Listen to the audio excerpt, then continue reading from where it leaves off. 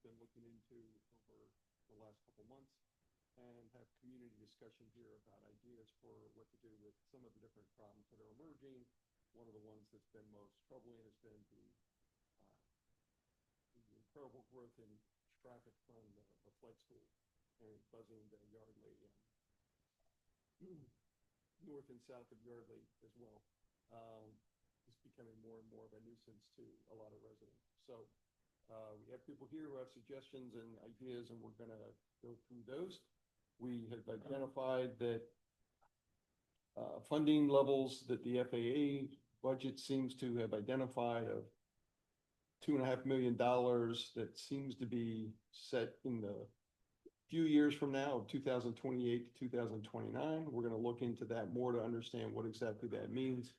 We're hoping to get help from our federal officials to talk to the FAA and sort of explain a little bit of the what looks like a confusing budget document that we've got. So we're going to be looking into that.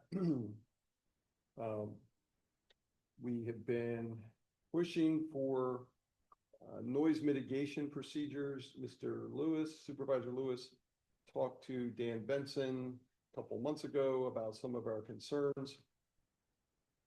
He asked, he was interested in what airports had been doing the Part 150 programs, because he wasn't real familiar with the process, and said, hey, can you look into that with the Delaware Valley RPC? And so he's looked into that, but we had a report from one of our panel members, Rob White, who searched on what airports have done Part 150 studies in the last 5 to 10 years and then 10 to 20 years. And so we can provide that information to Mr. Benson about that. What Supervisor Lewis got from the DVRPC was that they were not the right kind of source to be looking for that sort of funding. They said we should be talking to the airport sponsors, the airport owners, and the contract support of their consultants. They don't have the capacity or expertise to conduct a study of this nature. So they had some more thoughts about that, but they also were sort of saying, that's not our problem. Go find another way to solve that. But in addition to trying to promote doing a Part 150 noise study, there are voluntary measures that could be taken, and those were put forward by Rob White to the airport and saying, you can do these things. You can tell your pilots to fly like this. He does it all the time when he flies in his job. And he says, this is not unusual. It's very routine for these kinds of measures to be taken. And so, I think we need to sort of re-engage on that topic and just see with these, especially with the flight school, the numbers of planes, can they be diverted and, a few different routes so that the same houses aren't getting it time after time after time. Maybe that can be distributed. 151. A Part 150 is a FAA study that's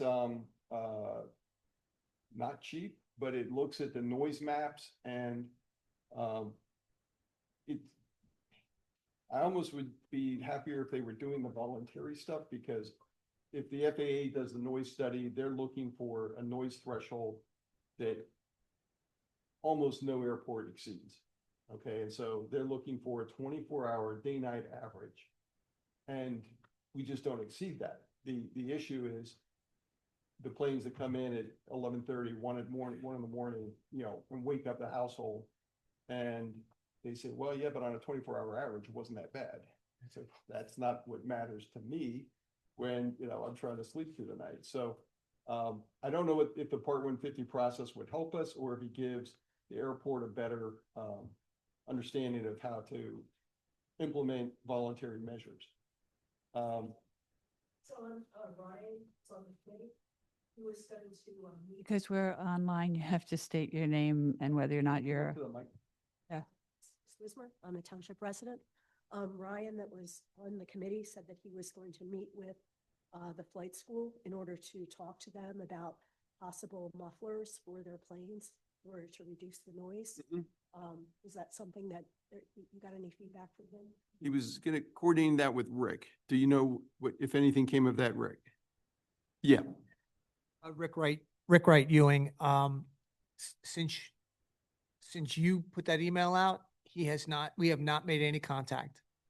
And Okay. I was hoping that we would get to talk because he was gonna try to set up a meeting.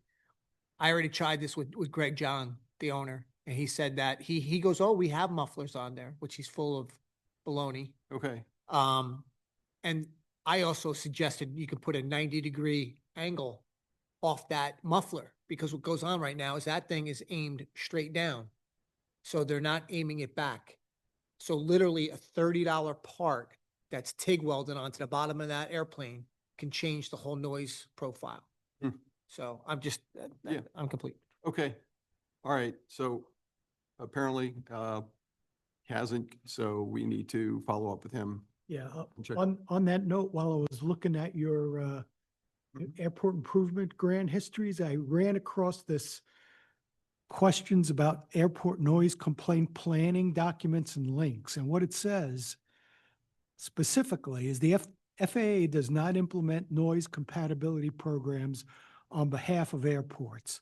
While the FAA reviews and approves an airport noise compatibility program prepared in accordance with 14 CFR Part 150, this is a voluntary process for airports, and the airport is responsible for implementation, making noise available to the public, and keeping information current for a noise compatibility program. So here's that reference to the Part 50. It's, Mhm. what is it called? Port 150. Mhm. CFR, Congressional federal Cons- regulations, Congressional federal. Federal Regulation? Yeah, mhm. which you could get online. Right, right.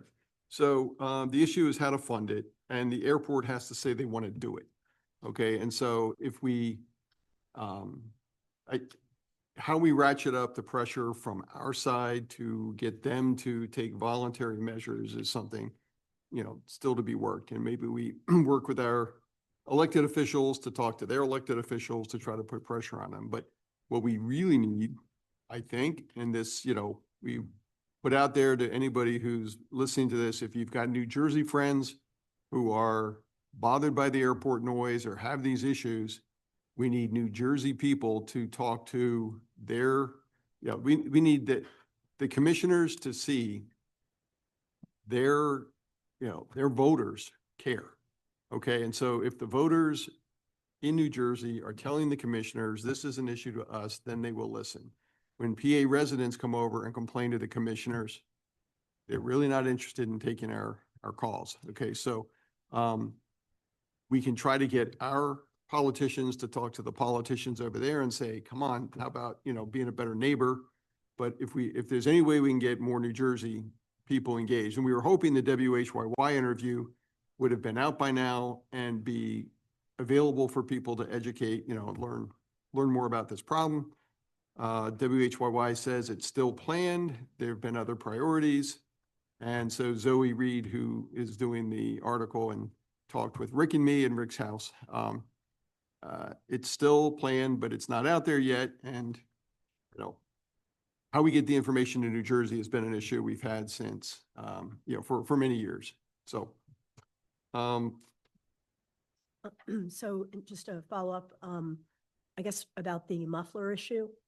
So I think one of the things, and again, I feel like I had spoken to Ryan, so he's not here. I'm kind of just paraphrasing some of the things that he had mentioned to me. He was going to go back to the LMT supervisors and see if there was money that they could offer in order to purchase these mufflers for the flight school, to see if there was anything that there would, if there was any money there. So that was one thing he was looking, exploring, that he said he had to go actually back to the supervisors. So I don't know if that happened. There certainly hasn't been any public presentation. I'm not aware of any conversation. We would expect normally that kind of request would come through Mhm. the committee. Okay. All that being said, there's no budget process until the fall. So So that wouldn't be an option. not an option anytime soon. Okay. And then the other question, have you reached out to any of the Yardley Borough supervisors or any of the Newtown, Upper Makefield in terms of those supervisors in order to form a coalition? Well, what's his name? Rich, in Yardley, Judy, Rich Wayne, thank you. He was mayor for a while there, or we've interacted with them. They've participated in things. If we have letters, they co-sign them. So they're familiar with it and they've done things, but it's usually been because we've prompted them to go do something. There's a gentleman, supervisor in Upper Makefield, Tim Thomas, who I've spoken to. He asked about the issue. We've tried to get on his agenda and talk to him, and things just haven't lined up to get that to work out. I think, he's in kind of the Newtown to Washington Crossing area. Those are people that will be affected, maybe not so much further up. Although I do understand the planes go up to, is it the Stockton area or, What Lambertville? school told me was that one of the training grounds is north of New Hope around 202. So Okay. basically, the planes go up Okay, north so- along the river typically. So it might even have Solberry officials who would take an interest in this. So, Although they're doing the climbing in order to meet their cruising altitude. So I guess once they get probably past Washington Crossing State Park, they've achieved their cruising altitude. okay, so they're gonna be quieter and the engine's not working as hard. Pardon? So they're gonna be quieter by being higher and the engine's not working Yeah. as hard. Yeah, but I mean, they're still annoying. I mean, even, Yeah. when you're, say, taking a walk in Washington Crossing State Park, you can still hear them. There's a lot of traffic up there. Dawn Shannon, Lower Makefield. I had reached out to a friend of mine Christine Ventresca, who's on I think the tax collector for Yardley Borough. And I asked her to, check with her board if they're in Yardley Borough, if there had been any complaints. She spoke with the borough manager and that person was not aware of any recent complaints. And she said that I should check with Graham.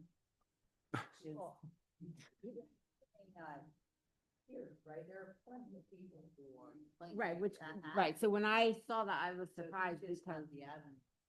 Right, right. If somebody hasn't come to him to complain, that doesn't mean there aren't complaints. Right, that's not what Yeah. I'm saying. I'm Yeah. saying that. Yeah. Right, okay.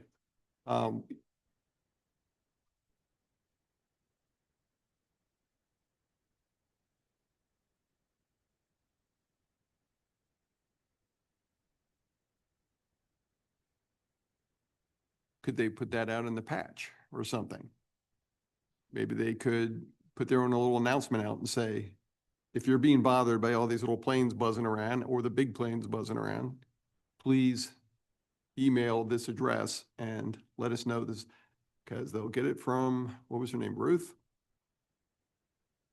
Who lives down there right on River Road and has been up here many times talking to the supervisors in LMT, asking why they haven't stopped the planes. So, okay, another point of business of what we've been tracking down. Good.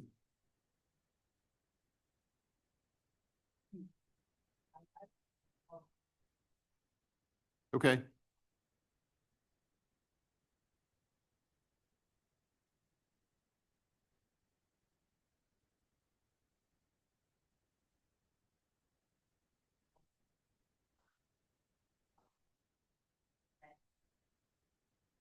Yeah, of course, everything has to go through the FAA. So they make it sort of bigger than it is. And quite honest, I don't think they want to do it. I don't think they really care at this point. I think they're going to just continue doing what they're doing until they're told not to do it. Mhm. And everything that's going to they're going to end up doing is going to have a cost associated. So, they always kick it back to the FAA and, there's got to be a study on it and all these different things. That's what they told me. And then the last time he told me, he goes, yeah, oh no, we put mufflers in. I have a DB meter. I get 75 DB consistently over my house when they fly over every time. So they didn't put a muffler in. And even if they did, that base and the way that that muffler's set up, anybody underneath it is going to hear it from my house to the airport, all the way up to where you guys are. Rick, do you know the size of that flight school compared to Quakertown and Doylestown? I don't. I know that they have 40+ planes. I know they're one of the biggest ones on the East Coast. And they also did, someone told me, I think, Judith, I think told me that he just opened up another one down in Florida. So, and I investigated that. So they definitely have another flight school down there. My big thing is too, it's like, I know we keep going, like, I know it's the noise, I know it's the mufflers. If that airport just charged them landing fees, because they are not tenants, they are guests. They actually sublet through Signature, which is an FOB. If we charge them $100 every time they landed and took off, I'm pretty sure that Greg John will take his operation and move it somewhere else. 10 years ago, there was 4 planes, training planes out of that airport. Now we have over 40, and he's so proud about it. He keeps growing. So landing fees, why wouldn't Benson hang his hat on that? He could generate so much revenue from everybody. That's just a suggestion. And I did tell them that. I did email all of them on that when Melinda was still on there. Also, I don't know if everybody knows, but Eric Bollinger is now, or Bolowitz, England, Bolowitz. He's acting airport operations manager now. Okay. I called him last week and he never called me back. Well, I had, there was a day about 2 weeks ago where I had 16 passes of helicopters over my house between 750 feet, I think up to maybe 1,000 feet. And it was the same path each time, pass over my house, go down to Tullytown, turn around, pass over my house again, land. So I called, and I've never called, and I left a message with my contact information saying, what's going on? No call back. And then I gave him a grace period to answer me. And then I filed a complaint with the FAA, and I detailed the time they passed over and the altitude. And their response to me was just like, Normal operation. we don't really care. that And I training? think like that school has been given carte blanche to do whatever they want. Well, it's disappointing, but in the conversation, Supervisor Lewis, what Benson's comment was limiting the flight school is a non-starter. The community college program is one of the few on the East Coast that is an important asset for Mercer County. So calling him about it isn't going to get us anywhere. We're going to need somebody who's going to say, we need somebody who he reports to start pressing on that. And whether there's anything to do with the FAA or with other elected officials to say, okay, you're giving Mercer County a bad look here or something. So I would just like to know, because again, today I had a helicopter passing over me at 750 feet. Who can I call? Like, I want to complain. Who can I call? I actually emailed him because I had read that Melinda left. And because now what you'll see is the traffic, they circle over, they dump all their pollution, they circle over us. They're not just ascending and descending. Now, sometimes their flight pattern is they're doing circles. you think the helicopter is part of the school? I do, because I've been watching. So that has not happened since I complained to them. I mean, they pass over, not to that extent, but I see them doing that same pattern. It's like a teardrop, that same pattern, but now in other directions, not just over my house.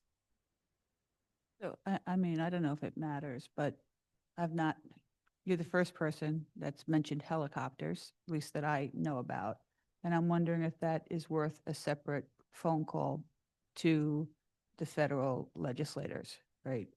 Our congressperson and our two senators, because that might be a different story. Right, so there, you don't hear me saying this, I almost would rather have the plane than the helicopter because the helicopter shakes my house. Yeah. Shakes my house. Okay. Crazy. All right. Well, thank you for sharing that. And that's really miserable, but you must have a lot of neighbors that are going through the same thing. And have you talked to any of them or see if any of them are? Mhm.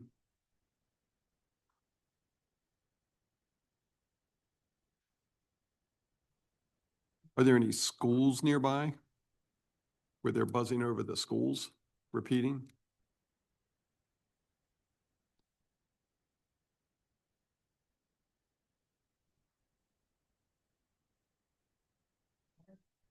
Mm-hmm.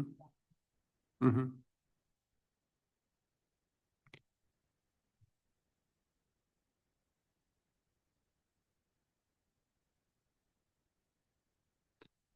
Wonder if we could get the flight profiles and actually map them on a G. Yeah, okay. Another thing I'd like to just add too is like, and I don't think we talk about it enough, is the lead gas that the small planes use. Mhm. So this is, we phased this out in the 70s and these guys are still using it. Now they have a mandate to get it, to change it over, but they haven't. I'm at the point now where I'm going to put a 4x8 sign and just put, Executive Benson supports lead pollution. Like I'm to this point Mhm. because every day that airport gets bigger, my property value goes down and my quality of life has been shot the last 11 years. So like and I don't have a place to go. Like I would sell my house, but I don't even know where to go.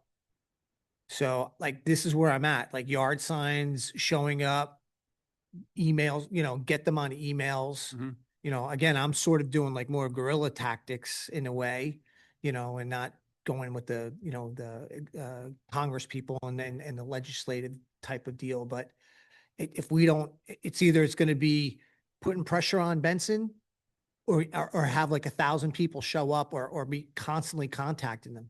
This is the way that the lawyer told me, the noise nuisance lawyer that worked on Teterboro. He said that's the only way you're going to get this done. We can talk to, and it's great at what everybody's doing, and I'm not discounting that. But unless we really hit them with a lot of emails and we let them know that this stuff has to happen, then we're not going to get patterns changed. I don't want the airport to be shut down either. I'm being realistic. But today they're actually using, I think it's 624. They're using the back way. Yeah, So they the, think it's different, which yeah, they don't do often. they don't. It was like a dream. for It, me it's, today. it's night and day. They did this the other day on a gorgeous night. It was the first time in months, actually, no, I'm sorry, a year, that I took the furniture cover off my back patio. And I sent them a picture. I had all the lights on. I said, thank you. Yeah, I said, I that's appreciate awesome. that. Yeah. So it's different. It's a whole nother area when they switch. So Rick, approximately where in Ewing are you? I'm right on West Upper Ferry Road. I'm right at the end of runway 6. Okay. Every flight that goes out of there through either training or otherwise, it either flies over my house, my front yard, or my backyard. There we are. Constant and consistent. I actually pray for rain. Tomorrow's gonna be great. Because there won't be any flights, but it's gonna be miserable out.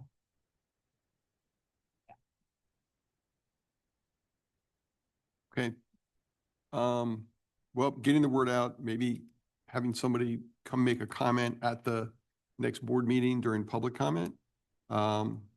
Hit the patch, but how to get to New Jersey? Anything you want to share there, Judy? Yeah. No, okay.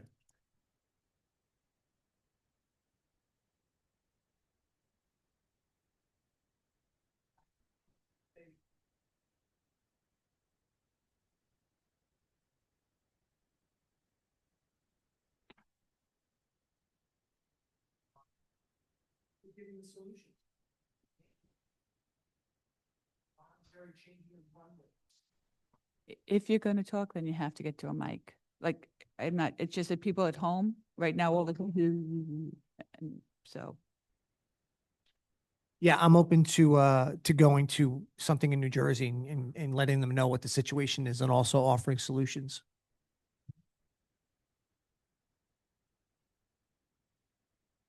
Okay, so, mentioned this in one of the other meetings, and this is bigger than us. Ultimately, they need to change the rules that say it's what, the 1,500 hours that they have to fly. Ultimately, they need to change that. And that was the approach of the recent public comment about flight schools with the FAA.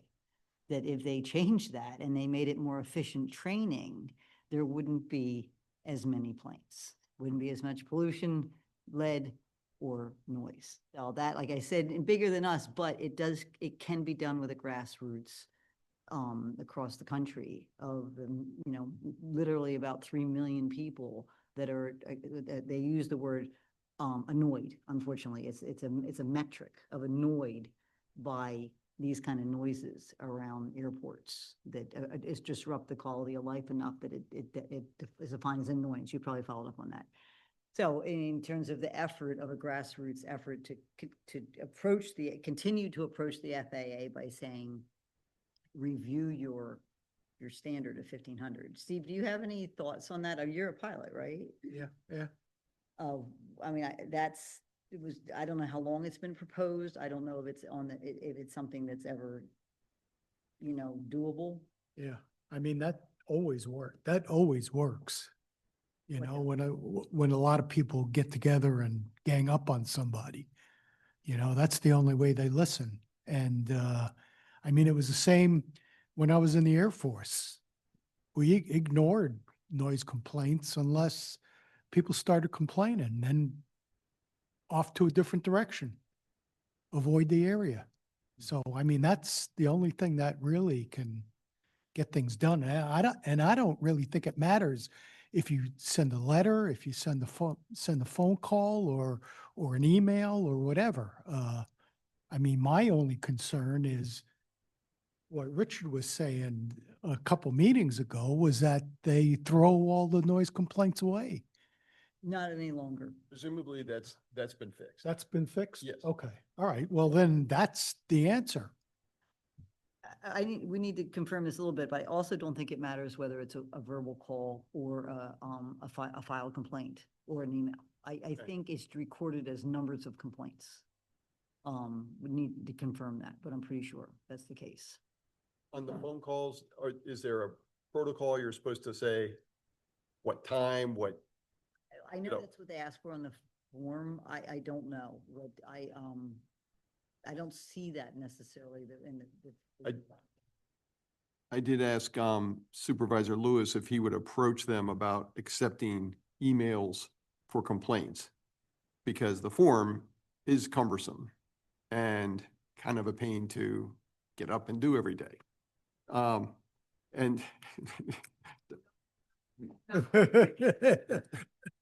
And he just said, it's just not a technique that's tractable for, tabulating what the complaint was, when it was, and everybody's gonna have their own format. Some people are gonna be all mad and, ranting, whereas I guess the form is something where it can be operated on by a machine and come up with statistics or metrics or whatever. So I get that. Can I give a plug for whoever might watch this again? You go to the Trenton Mercer Airport, the flytrentonmercer.com, scroll to the bottom. It says under community, noise reporting form. That is where you can lodge your complaint. And the other app that Chris let me know about, which has helped with the helicopters, knowing how high they are or low they are above my house. And I think people would be surprised how many planes are over us. And, why we should not be surprised that our air quality is, I think it's down to fair, is there's a lot of pollution up there. anyway, the app is called Flight Radar 24. And you can see all the planes above you. It will give you their altitude, their speed. The other thing, you can't, the flight school is not transparent. They do not label their planes. All you're going to see is like, no, there's like not available. Mhm. Other schools label their planes because sometimes they land there. Judy, wasn't that an issue with that letter to the FAA that just, we were asking the,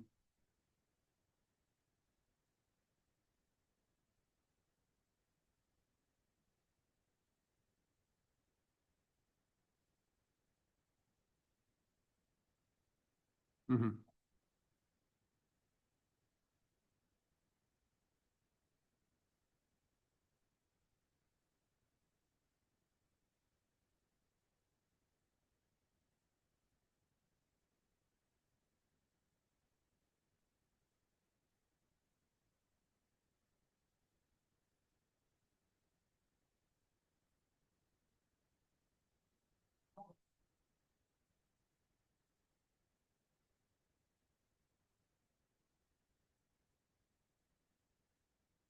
So we asked our federal officials to do that, and we did ourselves to put comments in on that, so. Okay, one of the other things we've been wrestling with is the whole PFAS issue over at the airport. And,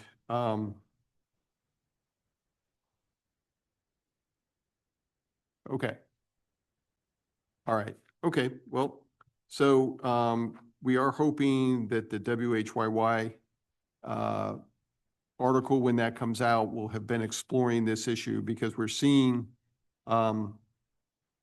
excavations going on over there and the, permits were being issued and they don't even have their site remediation study completed for another year.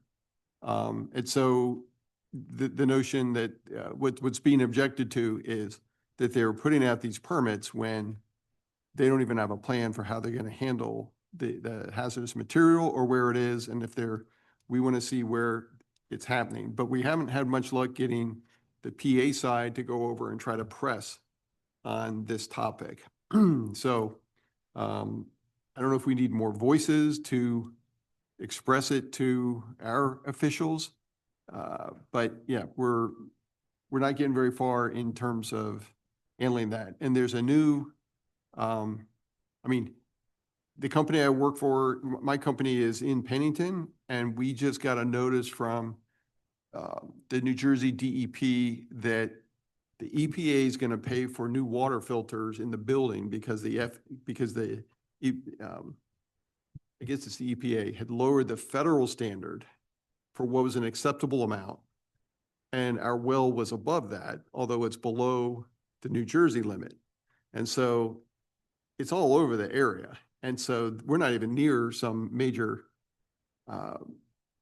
Superfund site like next to the Naval Air Warfare Center. And so what's going on over there and the risk of that getting into our water is what we're concerned with. And we're just still kind of being stymied by that. And Zoe was looking into that. She was asking questions and, but we don't know the result of that. Steve, was that the other thing you looked into? Was the water, contaminated water sites? Yeah, well, it was the environmental agency that had the data that we looked at, it was like quarterly readings. Yeah. And the only one, I thought I had saw Morrisville and Bristol in the environmental report, but when I went back to look, I couldn't find it. And when I talked to the guy at PA Water, he said all he monitors or all PA Water monitors is Yardley. And there are other agencies that monitor Morrisville and Bristol. Okay. So what I did is I looked up the sites for Morrisville and Bristol, and the Morrisville Municipal Authority runs, I've got the I've got the URL too. Okay, They run Marsville, and Bristol is Aqua PA, Hmm. Bristol. And there's their site, and they publish their results on these web pages. okay. And one thing that I did note is that while Marsville was unremarkable with their results, in Bristol, the PFOS was 15 times 4 parts per trillion, which is 15 times above normal. And their PFOA, whatever that is, Mhm. was 63 times normal in Bristol. And this And was it's from the published. river? These are river sites or are they well sites? I don't know. It Okay. didn't say. It just said the water in that Aqua Bristol uses to distribute the Bristol has these readings. So I thought Pretty that, alarming. I thought it was. And, well, that would be a basis to get the PADEP involved. Because it's water, I mean, they keep saying, well, we're not gonna deal with New Jersey. And it's like, but we use the same river, Yeah. right? And so if Bristol's having these issues and the water they're putting out to their residents, I think this is a new little rub we gotta look into. So, Do you know where the intake is for the Bristol water?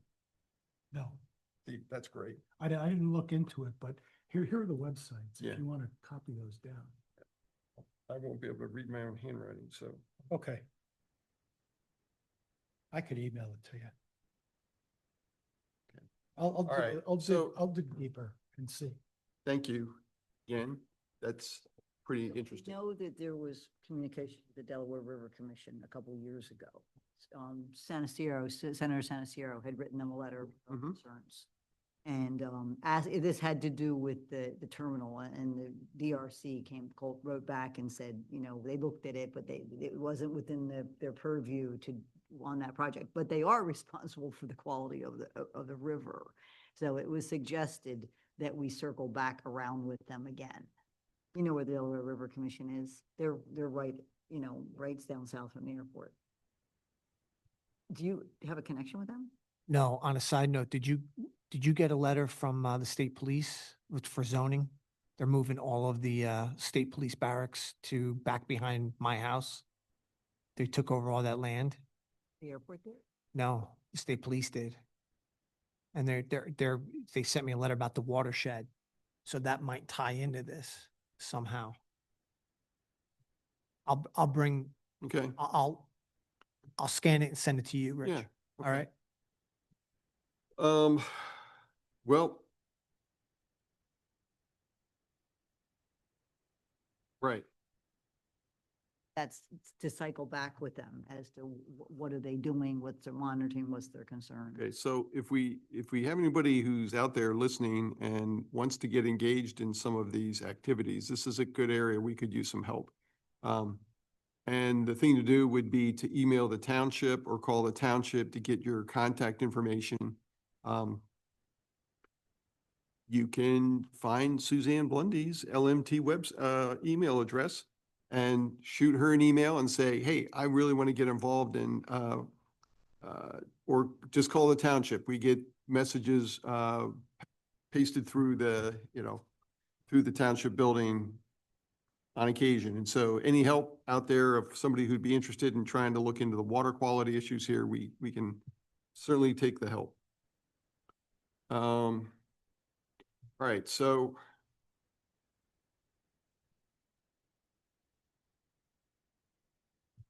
I'm happy to receive any and all emails, but you can also just email admin, ADMIN, @lmt.org if you're interested in okay, and working helping. with you guys or any That probably committee. goes to Katie. It goes to Katie. Yeah, and a lot Which of. is what I would do. What you said it to me, I sent Admin. it to Katie. Okay.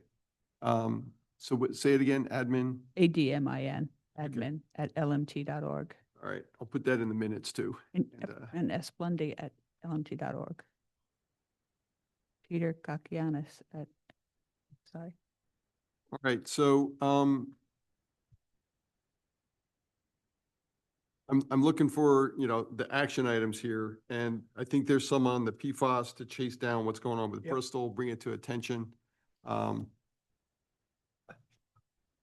Who are we, I think telling our elected officials, complain to Fitzpatrick, complain to your senators and say, these helicopters, these planes are tormenting me. We need your help. Okay, so everybody here should do that. You get your New Jersey guys, Rick, and let them know. And, so, we're gonna need help from the federal legislators. We're gonna ask them to look into what are the finances of the airport and how realistic is it that they're gonna be doing something like that? But the whole, if we're seeing those kind of levels of PFAS in Bristol water, then I can't see how we don't get our Santos Sierra and others engaged in this to try to start saying what's going on here and start looking upriver. Where's this entering? So, regarding the flight schools, what are the specifics we've got to try to do? We're gonna, I think having a group approach the board over there, the commissioners, is probably a good idea, just to say, put it on do they have a public comment thing? But it probably needs to be headed by New Jersey people, and because we've been there before where they've just told us to sit down if you're from PA. And so if a New Jersey person's saying it and there's a crowd of PA people who are saying, yeah, we've got the same problem, I think it can help it, but they may not give you a chance to talk if we're, for the PA residents. So I'm just not sure if I heard it correctly, so I'm going to restate it, and because there may be something there. Out of Mercer County Community College, which is a wonderful thing, someone is running a private flight school, and he's been very successful, so much so that he's opened a second private flight school. But that person who's running the private flight school is getting the benefit of free access to Mercer Airport, not having to pay any landing or takeoff fees that any other pilot would have to pay. That might be something somebody wants to bring to a different source, because, obviously they've told us already that it's really important, that there's a need for educating pilots. And so supporting that mission, I'm sure, is important, but should it be done at whose expense? If it was Mercer running it and it was a not-for-profit, that's one thing. But if somebody is running it for profit and they're getting the benefit of being cloaked behind a not-for-profit, it sounds weird to me. It does. Good summary. Thank you. All right. Not sure who we hit up on that, but we could bring it up with the commissioners. Or the executive. I only know Pennsylvania, right? But Bucks County Community College has a board. So I imagine that Mercer County also has a board that has a fiduciary duty. So Mhm. I would write a letter to those people.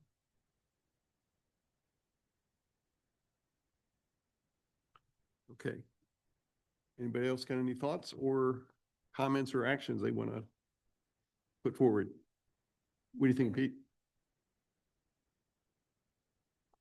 Action to follow up with Ryan, Yes.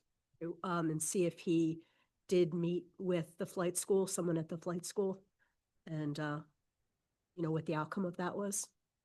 That is on my list. Okay, terrific. Yes. Thank you very much. Yep.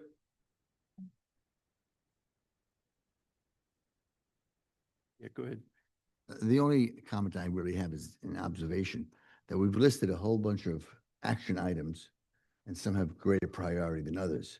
And I think if we could sort of marshal some of these, because overwhelming the group could be less effective if we picked 5 or 6 out that we think Because we've mentioned going to the legislators. I think if we hit the key points that we think are the key one, the ones that are most important, would really have them focused. Mhm.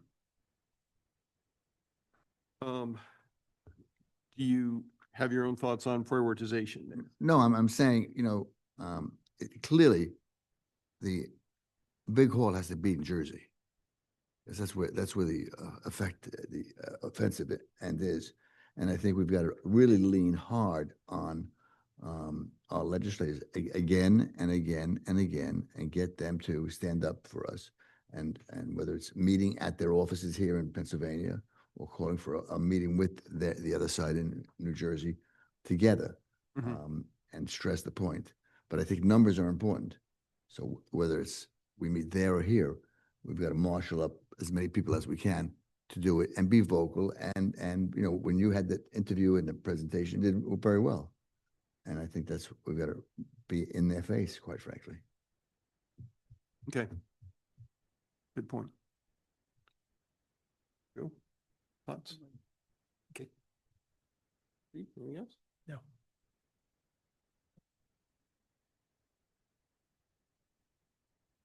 Right. Okay. Okay, so we've listed how to get to the website for the airport, file the complaint. And I'm sure the website has a phone number for calling complaints. So anybody out there who's being bothered by the planes, please take action on that. And please contact LMT about your willingness to help.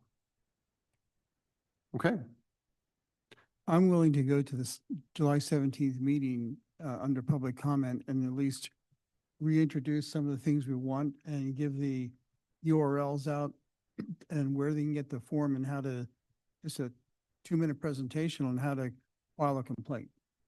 fantastic, because I'm going to be out of town that week. So thank you. Even better because I will not be there. So, but fair game. It's the first meeting I'm missing in my 8 years, but I will not be there. Cannot be there. Okay, well, we'll sign off for this month and let everybody know if we're having one in July. Okay.